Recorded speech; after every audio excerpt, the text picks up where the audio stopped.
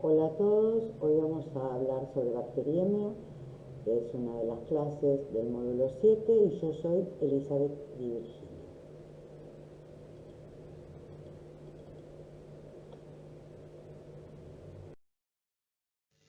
Bacteriemia es la presencia de bacterias en el torrente sanguíneo y esta puede ser producida por infección de cualquier tejido, por el uso de sondas, por el uso de catéteres, por heridas, hematomas infectados o cualquier maniobra invasiva, ya sea de diagnóstico, procedimientos odontológicos, quirúrgicos. El diagnóstico lo realizamos con hemocultivos. Y los factores de riesgo predisponentes son las neoplasias, las enfermedades crónicas, las inmunodeficiencias, los pacientes en diálisis y, como dijimos, el uso de catéteres intravasculares, sondas urinarias crónicas. Una de las clasificaciones de la bacteriemia es según la duración. La podemos clasificar en transitoria, intermitente o continua. Transitoria, que es una presencia momentánea de bacterias en sangre y que generalmente son autolimitadas. Intermitente, las bacterias aparecen y desaparecen del torrente sanguíneo. Esto puede darse cuando hay fiebre de un origen desconocido, que generalmente puede haber abscesos no drenados. O continua, cuando hay una presencia permanente de bacterias en sangre, muy frecuente cuando hay infección de catéteres intravasculares, tromboflebitis, endocarditis. Podemos clasificar las bacteriemias según el foco, en primaria, cuando el foco no es claro, y en bacteriemia secundaria, cuando el foco lo detectamos que es genitourinario, respiratorio o por un absceso localizado o heridas quirúrgicas. También podemos clasificarlas según el número de microorganismos que aparecen en el hemocultivo. Así diremos que es monomicrobiana cuando en los hemocultivos encontramos un solo tipo de bacterias, o polimicrobiana cuando encontramos más de un tipo. También podemos clasificar las bacteriemias según el origen. Así tenemos las bacteriemias que pueden ser de origen comunitario, las que están asociadas a cuidados sanitarios y las bacteriemias nosocomiales.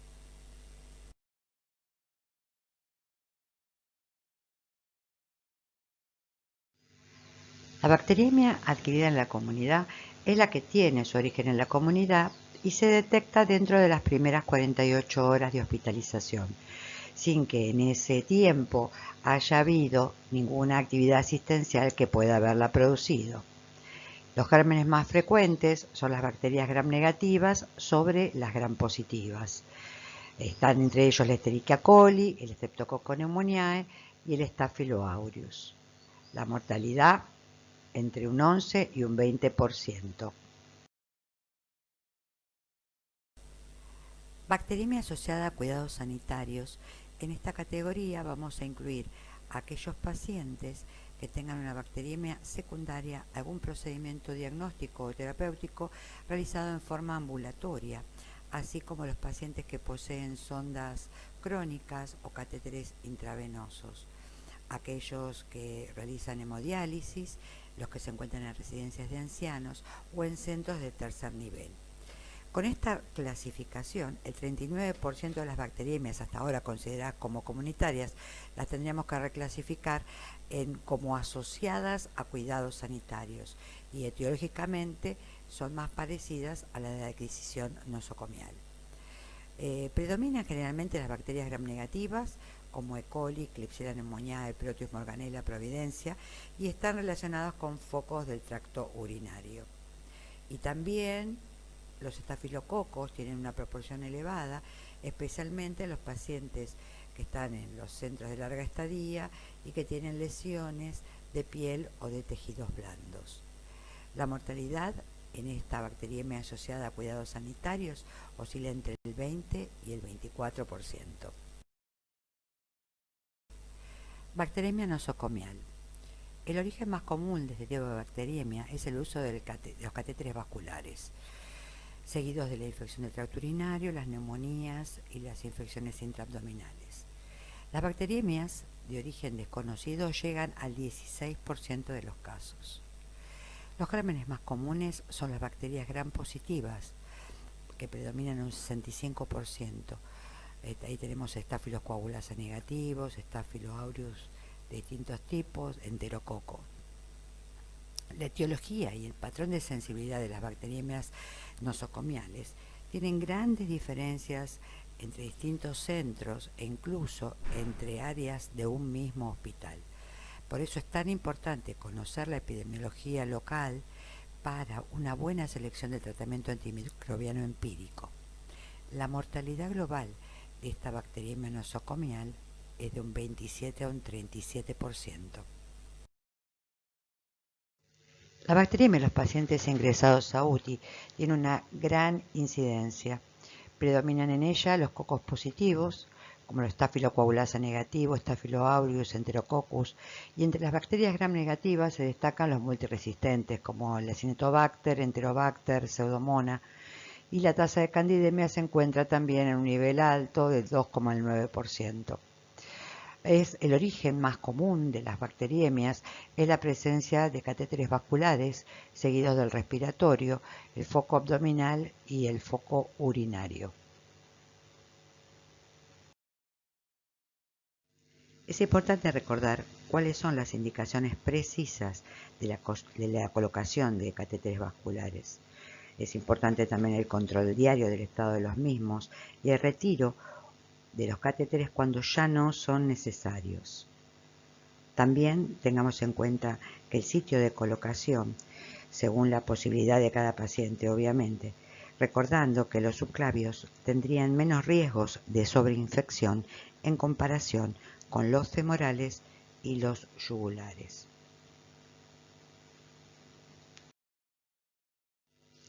El riesgo de bacteriemia nosocomial en la UTI es del 39% en la primera semana, del 75% después de la segunda semana y del 100% después de la quinta semana de internación en UTI. En este cuadro vemos las principales características de las bacteriemias agrupadas según el lugar de adquisición. Y allí vemos cómo los gram positivos predominan en la nosocomial, los gram negativos en la bacteriemia comunitaria.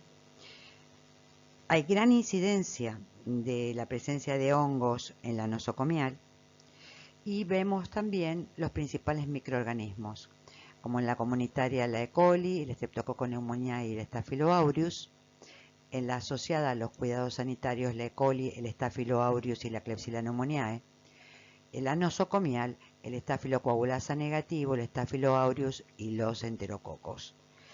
Vemos como la polimicrobiana prevalece en la nosocomial y según los distintos focos vemos que en la comunitaria predomina el urinario y respiratorio, en la asociada a cuidados sanitarios el urinario y los catéteres vasculares y en la nosocomial primero catéter vascular, después urinario.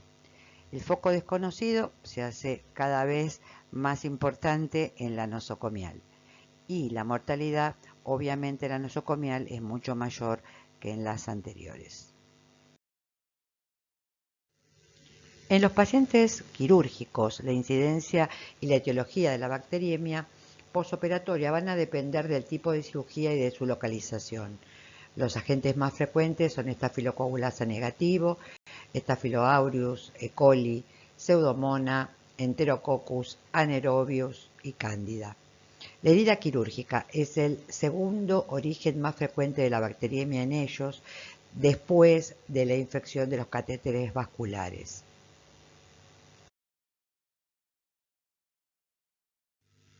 Tal es la magnitud de las infecciones asociadas a catéter que en España en el 2009 se crea un proyecto, el proyecto Bacteriemia Cero, que conjuntamente con la OMS generó un programa para reducir las infecciones asociadas a catéter en el que interviene todo el equipo de salud.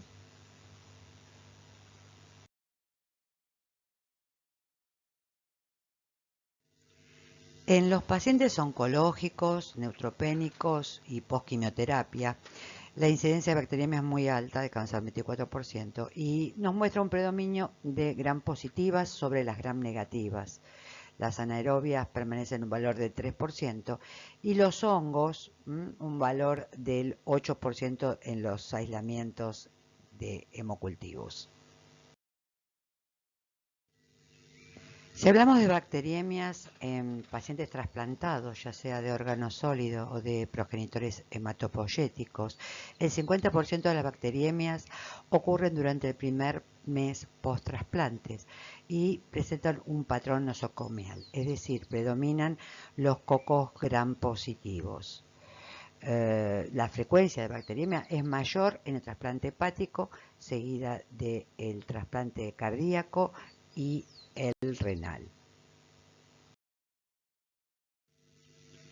En la bacteriemia por anaerobios, que generalmente es un 5% de las bacteriemias, el origen principal es un foco abdominal, piel y partes blandas, respiratorios, ginecológicos y urológicos.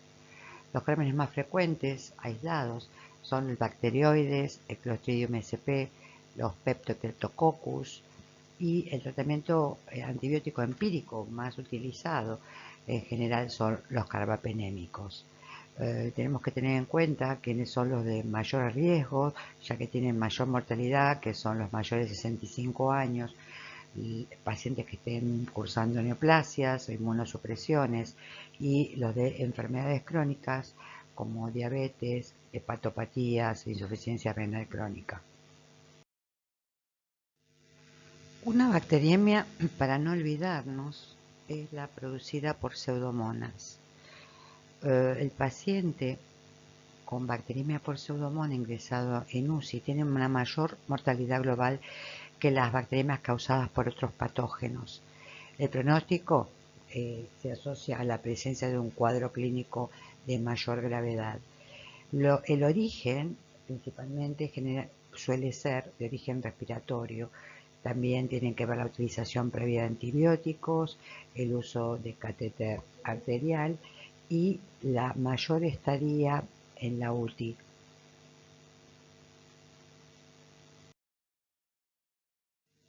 En este cuadro vemos las principales características de las bacteriemias nosocomiales en las distintas poblaciones de pacientes. Entonces podemos ver los que están ingresados en UTI, los que tienen catéteres intravasculares, los quirúrgicos, con cáncer o neutropenias febriles y los grandes quemados. Podemos deducir ahí, bueno, cómo es muy alta la incidencia de bacteriemia de los grandes quemados, cómo los gram positivos son los que predominan en estados de adquisición nosocomial, cómo los hongos aparecen en los de catéter intravascular más que nada y en los grandes quemados, ¿eh? Después le siguen los de neutropenia y cáncer, los anaerobios en los pacientes quirúrgicos, y después tenemos los microorganismos principales en cada uno de ellos, que más o menos ya lo hablamos, con el origen y la mortalidad de cada uno. Y vemos cómo la mayor mortalidad se da en los pacientes que tienen bacteriemia de adquisición nosocomial con cáncer y neutropenia febril. La toma de hemocultivos. La toma de hemocultivos es un punto muy importante, ya que deben extraerse lo más rápido posible con la percepción del síntoma o de los síntomas o la advertencia a través de un pico febril. El número de tracciones óptimo es de 2 a 3, mayor número es desaconsejable. El volumen de extracción para un adulto es de 10 mililitros por toma y se ponen 5 mililitros de sangre en cada frasco de hemocultivo para aerobio y para anaerobio. El transporte tiene que ser de inmediato y debidamente identificado con todos los datos, poniendo el número de toma en cada frasco. Hay que obtener 2 hemocultivos consecutivamente de diferentes puntos anatómicos con el máximo volumen antes de empezar el tratamiento antibiótico. Y en el caso de fiebre de origen desconocido, como endocarditis subaguda bacteriana u otra bacteriemia continua o fungemia, se pueden extraer 3 hemocultivos con el volumen máximo. Cuando necesitamos tomar hemocultivos en pacientes que se encuentran ya con tratamiento antibiótico, deberíamos sacarlos cuando el antibiótico se encuentra en valle, o sea, con la concentración más baja. Con una técnica de asepsia correcta, el número de hemocultivos contaminados no debe ser superior al 3%. Y se deben considerar microorganismos contaminantes, los Staphylococcus negativo, Bacillus, Propionibacterium, Corynebacterium sp. Los diagnósticos de bacteriemia por catéter, debemos hacer una extracción de sangre de vena periférica y extracción de sangre a través de lúmenes de catéteres, una detrás de la otra. El mismo volumen de sangre con una incubación simultánea, y si el retrocultivo extraído a través del catéter se hace positivo al menos 2 horas antes que el periférico, el origen de la bacteriemia fue el catéter. Toda la información que vinimos hablando entonces acerca de bacteriemia nos tiene que servir para que tengamos una idea de aproximación para instaurar el tratamiento de antibiótico efectivo después de la toma de muestras de hemocultivos. Tenemos que pensar si el paciente está asintomático o está séptico o está en shock séptico, cuál fue el lugar donde adquirió la bacteriemia, si el paciente tiene alguna enfermedad subyacente, alguna enfermedad de base, qué tipo de paciente tenemos, y si no, cuál puede ser el foco probable de origen. Nuestro objetivo ante la bacteriemia debe ser entonces basados en la clínica del paciente y en las distintas posibilidades de gérmenes que lo pueden estar afectando, recordando qué gérmenes, según las diferentes clasificaciones, pueden ser los más frecuentes. Tenemos que elegir un esquema antibiótico empírico más adecuado. Cuando recibamos los resultados bacteriológicos, vamos a poder ajustar el tratamiento antibiótico a la sensibilidad del o de los patógenos que aparecieran. Y todo esto va a impactar en la mortalidad, en la estancia media, en los costos, y va a evitar también la selección de multiresistencia y sobre todo la posible iatrogenia. En esta tabla se nos presentan esquemas de tratamiento antimicrobiano empírico de pacientes con bacteriemia basados según el lugar de adquisición, en la gravedad y en las diferentes poblaciones especiales de pacientes, ya sean, por ejemplo, los oncológicos, neutropénicos post-quimioterapia, VIH. Todo esto es lo que tenemos que tener en cuenta en el momento de pensar en qué esquema va a ser el empírico más adecuado. En cuanto a la duración del tratamiento endovenoso, obviamente que al menos 2 semanas de tratamiento si las bacteriemias no fueron complicadas. Y en el caso de las bacteriemias complicadas, la duración debe ser entre 4 a 6 semanas dependiendo el foco afectado. Bueno, y después de haber instaurado nuestro tratamiento empírico y en la espera de los resultados, el seguimiento del paciente es súper importante. Tenemos que ver que mejore en las 48 o 72 horas siguientes y ver que no reaparezca fiebre o algún otro síntoma. Pensemos si puede estar persistiendo el foco, si tenemos que retirar el catéter vascular. Y no nos olvidemos que en el caso del Staphylo aureus, el hemocultivo, hay que hacer control entre las 48 o más tardar 96 horas de haber iniciado el tratamiento. Otro mecanismo de control, si utilizaron vancomicina para el tratamiento, recuerden, es la vancocinemia.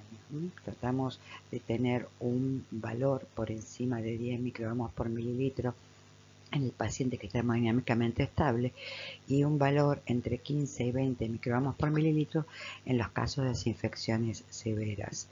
En todos los casos, si tienen que modificar la dosis, tienen que volver a pedir vancocinemia pasadas las 24 48 horas para determinar los nuevos niveles requeridos. Y acuérdense que todo esto sirve también para no producir nefrotoxicidad. En el paciente crítico se puede llegar a monitorear diariamente hasta encontrar la dosis exacta. En conclusión, si sospechamos de bacteriemia, no retrasemos la toma de los hemocultivos, iniciemos un tratamiento antibiótico empírico rápidamente, pensemos cuál va a ser el más adecuado, pensemos en todo lo que hablamos en la clase de hoy. Luego, ya con los resultados bacteriológicos, si es necesario, ajustaremos el esquema antibiótico. Es importante, recuerden, el seguimiento del paciente y la toma de los hemocultivos control.